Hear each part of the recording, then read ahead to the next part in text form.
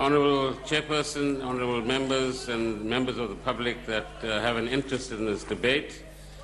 This debate is titled A Matter of National Importance. And I imagine that the speakers from all the political parties are invited in this debate, and we thank the DA for taking the initiative in this regard, because at least we can demonstrate what we're doing as a country and as a government at this point in time.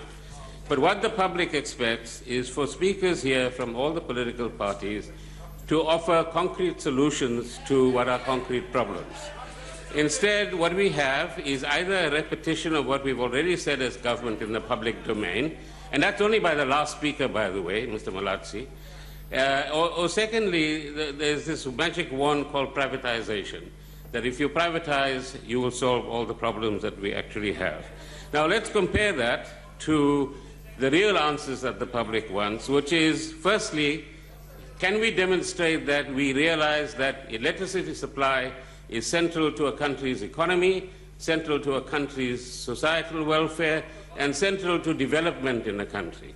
Therefore, it should be a matter of national interest where we don't end up squabbling in front of the public, but engage in meaningful debates about what the alternative solutions are to the problems that we are confronted with. And we're quite prepared to listen to what the alternatives might actually be. So, can we raise the bar in our debates to one where we put the national interest first and provide answers to the public and even demonstrate to the public that we are capable, notwithstanding elections on the 8th of May, to only use this platform to say, vote for me, and hold a figurative banner in front of the South African public. But let's then come back to what the President said during SONA. Firstly, we acknowledge that we have a challenge and a crisis as far as Eskom is concerned. Secondly, we have the beginnings of a solution in terms of restructuring Eskom into the three entities: generation, transmission, and distribution. Thirdly, the President announced that the Minister of Finance will give further insights into what government can do in respect of the finances of Eskom. So yesterday you heard the answer to that particular point, 23 billion rands a year for the next 10 years, and there are other mechanisms that are still being considered, and once they are ready and prepared, we will actually ensure that those are actually announced. Fourthly, he also announced a committee of ministers that actually met this morning to work out what is it that we do on an urgent basis in addition to what Eskom is doing itself and what we are doing as a department. But the first substantial point arising out of the SONA debate is, firstly, nobody mentions here the energy transition that's taking place in the world. How are we getting a different mix of energy solutions that are actually developing? Educate the South African public and workers at Eskom how this transition is actually going to impact upon us over the next 10 to 20 years. Moving from fossil fuels to gas to renewables and to other propositions like nuclear and other technologies that might still be developed. Secondly, again in contextual terms, the energy industry is going through massive structural changes, in fact, for the last 20 years or so. And those structural changes are moving away from an integrated, vertically integrated entity to separation of these entities in terms of different business divisions, and that the integrated model is no longer the model of the future. Thirdly, that increasingly renewable energy is going to play an important role in the energy mix. But renewable energy at this point in time cannot provide the base load that is required, which you can either get from coal, nuclear, or gas to some extent. And hopefully the gas discoveries that South Africa has made in the recent past will come to fruition in the next 5 to 8 years and begin to make a difference in terms of both energy cost and the energy mix that we will have in our country. Excuse me. The fourth point is that there is the concept of the just transition. Not a single speaker, Chairperson, talked about what does a just transition mean. It means that you don't cut off coal immediately, that you're not saying to coal miners, the coal mining industry that employs hundreds of thousands of people, that you have no future. Secondly, we don't say to people working in coal-powered stations, but waiting to hear the answer from this House, what's our future? And the future is not one which is going to say to them, you have no jobs tomorrow morning. The third is that there is this transition from current sources of energy to future sources of energy, and how that impacts upon both South Africans as far as workers are concerned, but others as well. So, there are many other elements to the just transition that perhaps we ourselves need to educate ourselves, and perhaps that might happen in the next administration. The next point, Chairperson, is there is, if you like, a turnaround plan as far as Eskom itself is concerned. The first element is what the President has announced, and that is the creation of the three entities, and in the first instance, which is actually articulated very clearly in this annexure to the budget review that was published yesterday, and that is the creation of the transmission entity, so that we can now begin the separation process of the three entities that will constitute Eskom of the future. Of course, in that process, we have to ensure that as we progress, we consult labor, and we consult, as I will point out in a moment, all the other important stakeholders that have some connection with Eskom in one way or another. As far as the finances of Eskom is concerned, the first answer is the 23 billion rands a year that the Minister of Finance has set aside. The second answer depends upon NERSA and the manner in which it manages and responds to the MYPD application of Eskom for a 15% increase. So anything between inflation and that number is a number that I think Eskom will have to live with and work with and take into account. The third element is to cut costs within Eskom, and in particular the kind of wastage that might be going and is going on in the organization, whether it is in relation to coal, and I'll come back to that point. We had a recent meeting last Friday with the coal mining community and CEOs of various companies that own coal mines to begin to get an understanding both of their issues, but also for them to begin to understand the issues that we have. Second, the cost of maintenance, which is on the one hand extravagant, if you like, but on the other hand doesn't give us the quality of maintenance that is actually required, as a result of which we have the continuous unanticipated breakdowns that we have. The third is the question of the capital investment that is still currently being made in Medupi and Kusile, and that is a matter which I will explain in a moment that's going to be looked at quite intensely to ensure that we're getting, notwithstanding the delays that have happened, notwithstanding the tripling of the costs that we've had, we still want to derive the best possible financial benefits from this particular area. The next area is the interest on debt, and the 23 billion rands that the Minister of Finance set aside yesterday begins to make a contribution, as the chairperson of the board of Eskom said, to cutting down Eskom's burden as far as payment for this debt is concerned, and begins to help them to generate or use some of the cash as a result of this assistance they're getting from government for better purposes within the organization and its transition through the structural changes that have to take place as well. The other cost-cutting area, importantly, is the salary bill, which has increased 5 times in the last 10 years, and in particular the bloated management layers. And here again, we have started engagements, both as a political organization, but more importantly as government, with the labor constituency, and we're only at the beginning of those processes. The Eskom management must now continue with that process to say how best do we manage this, how do we prepare workers at Eskom, not only for the kind of future they have within the coal mines and in the coal-powered stations, but what is their future as far as renewables is concerned?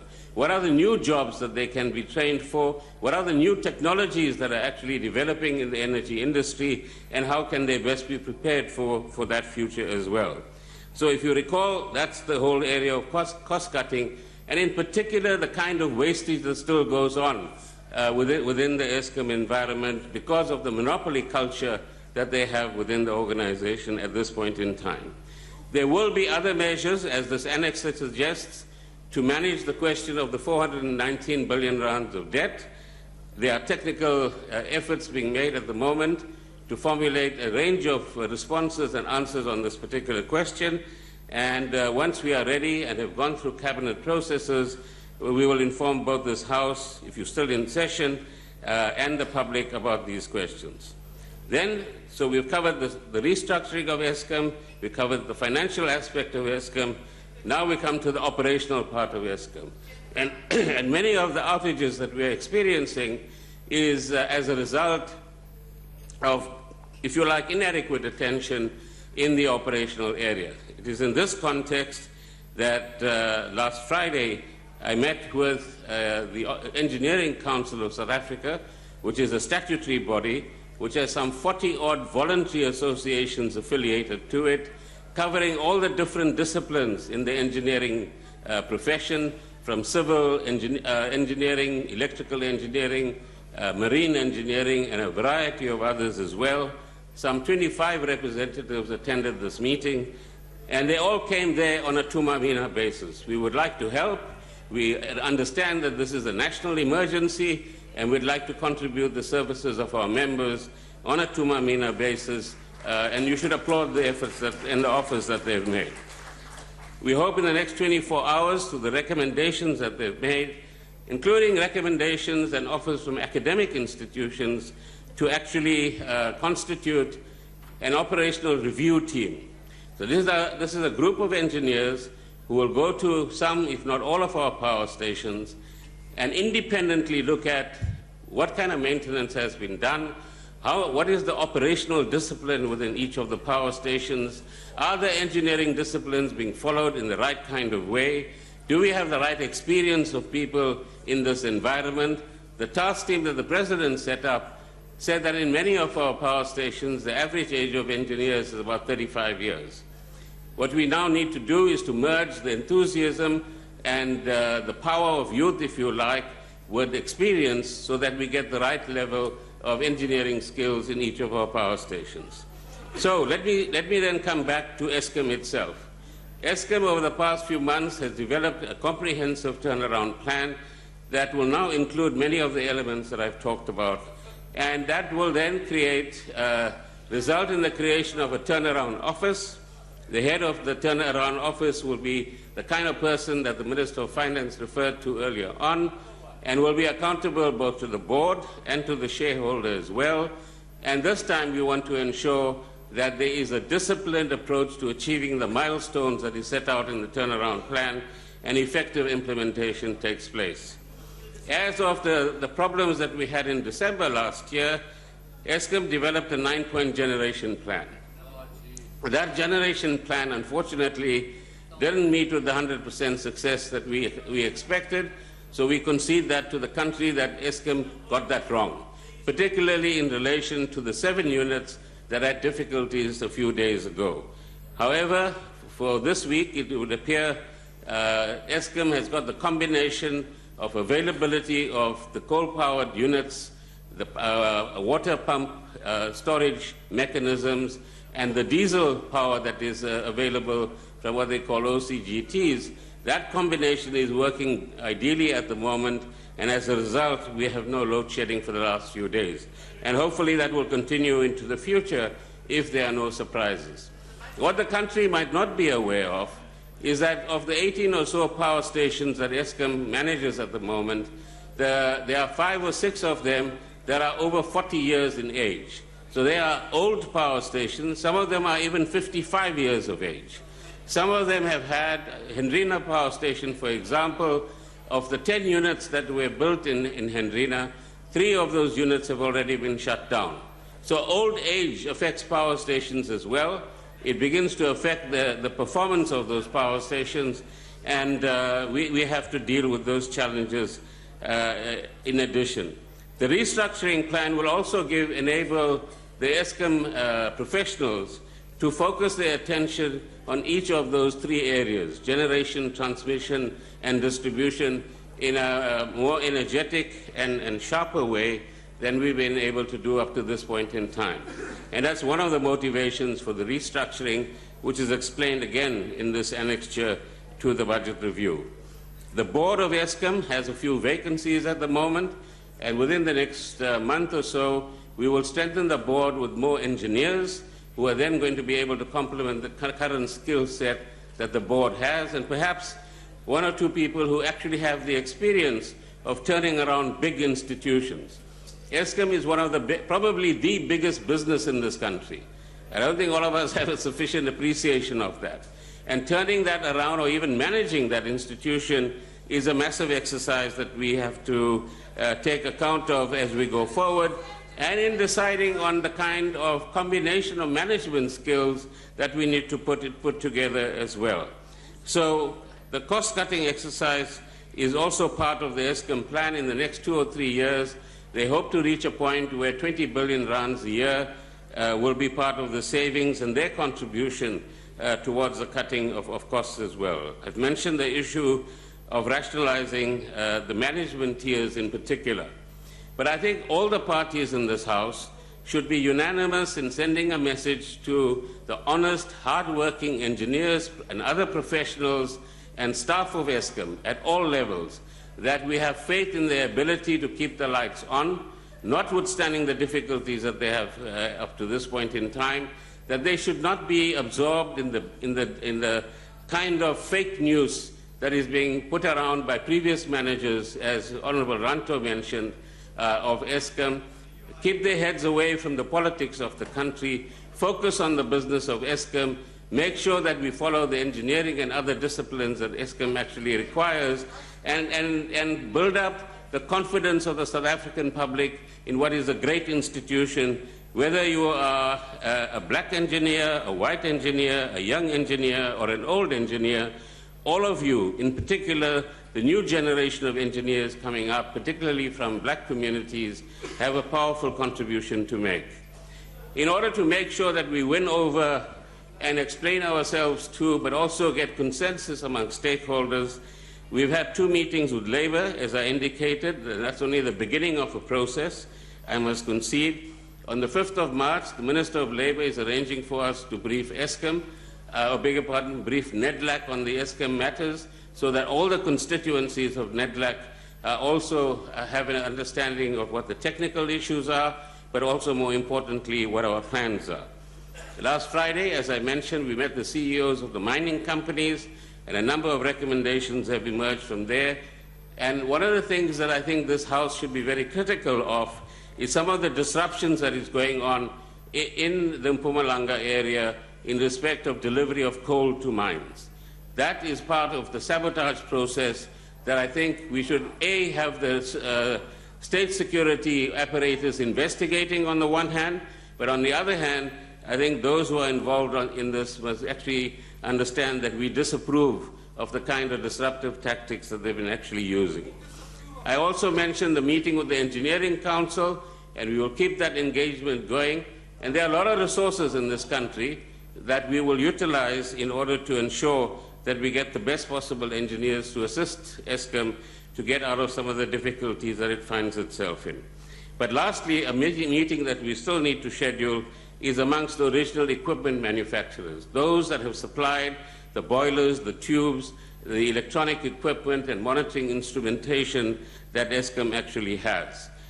Now, many of us, including the Honorable Paulson, have bought into, for one reason or another, into this narrative about who is responsible for the restructuring of Eskom and what are the motivations for the restructuring of Eskom. And it's fascinating how the same narrative appears in different places, but at the same time, about the intent is privatization, after the President made it very clear that the intent is to create an Eskom that can supply energy to this country. It's not to privatize it. Let's be absolutely clear on that. Nor is it about creating a deliberate situation where we're going to engage in job losses for the sake of job losses. I think we all have a responsibility to ensure that the 48,000 people that work for Eskom are assured that their working future is guaranteed in some kind of way, that they will be prepared with the assistance of the state and with the assistance of the private sector to have a future in the energy industry, which might itself be changing as we go into the future. But let us not delude ourselves, as Honorable Ranto and the chair of the Public Enterprises Committee said as well, Ms. Kabashia, that corruption and state capture and its after effects are still very much with us. And that is beginning, that remains, if you like, a cancer that still needs to be actually removed. Honorable Mazzoni was an important, very important part of the Portfolio Committee's investigation into Eskom. And all of us as political parties at that time concurred that we need to fight state capture, expose it, and it's good that our reports are now going to find their way to the Zondo Commission that can put all of the other information together and reinforce what we have already found about who are the guilty parties as far as this is concerned. So, whether it is coal purchasing, diesel purchasing, the maintenance contracts, all of those things need to be looked at. And we want to also support Corruption Watch in its application to the High Court that some of the directors of Eskom must be declared as delinquent directors of Eskom. Like in the case of Transnet, we must also have civil claims against those members of both the boards and the management who have caused losses, monetary losses, as far as Eskom is concerned. And of course, ideally, many of them need to land up in jail rather than sitting at home comfortably at this point in time. But let us warn the country that there is a deliberate fight back at the moment, orchestrated on quite a wide scale, and fake news and these orchestrated campaigns in social media are all part of an effort to make sure that people can bluff the South African public about who was guilty for some of the problems that Eskom finds itself in today. And the problem is very easy to say ANC, but the real issue is if we all believe that those who have individuals who are guilty must find themselves in orange uniforms, then stop saying just ANC. That's for election purposes. Because we don't want to go to Swane and Johannesburg and the deals that have been made there. And who should end up in jail as far as those deals are concerned. Because one day that will also come to bite us as far as some of the political parties here is concerned. Thank you, Honorable Minister. So in conclusion, Chair, it's quite clear the ANC might have had problems in the past, but the ANC is going to solve those problems. So vote ANC on the 8th of May. Thank you, Honorable Minister. Thank you, honorable members. That concludes the debate and the House is adjourned.